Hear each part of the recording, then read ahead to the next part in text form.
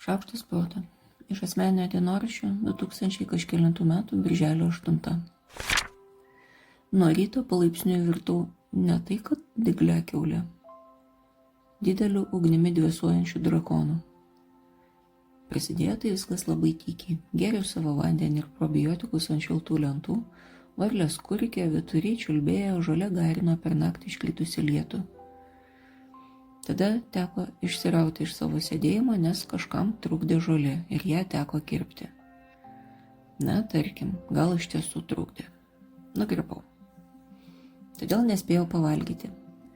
Todėl darbą pradėjau nesuvalgiusi špinato omleto, kurį dar naktį sapnavau. Darbas greitai nesibaigė, nes diskusija tas, ne, tikrai tas truko virš valandos. Sudegino visas mano kantrybės baterijas ir paliko mane gulėti pasliką beviltiškumo plynėje su ašaromis, bėgančiamis iš išorinio akių kampų tiesiai žemyn. Tiesa, tik galvoje. Realiai aš labai profesionaliai per akinius demonstravau poker žvilgsnį. Baigiam.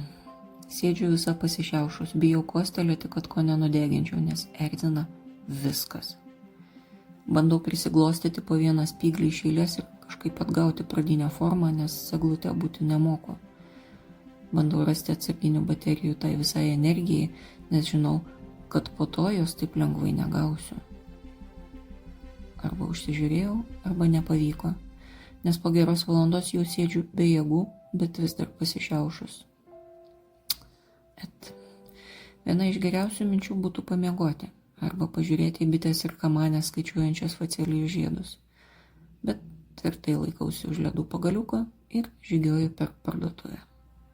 Šio, to, ano, šio bei to, žiūrėk, raudonėlį. Porą spiglių palikau vaisių skyriuje, gerą kuokštą sodo prekių parduotuvėje, paskutinį nusprigiau berods, sutikusi giminaitį. Kosteliu. Be ugnies. Geras ženklas.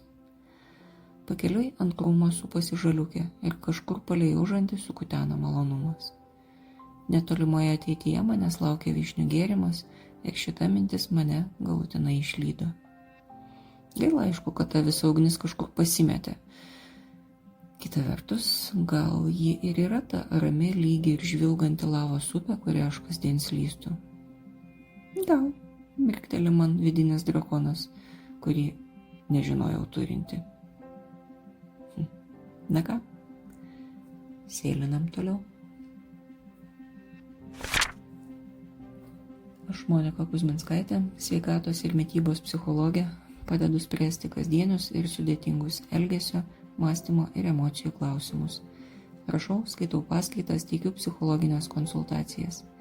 Mane rasit socialiniuose tinkluose vardu Šaukštas proto arba gyvai Vilniuje Goštauto gatvėje. Rašykit man elektroniniu paštu adresu šaukštas.proto@gmail.com arba asmeninė žinutė socialiniuose tinkluose. Taikos ir ramybės.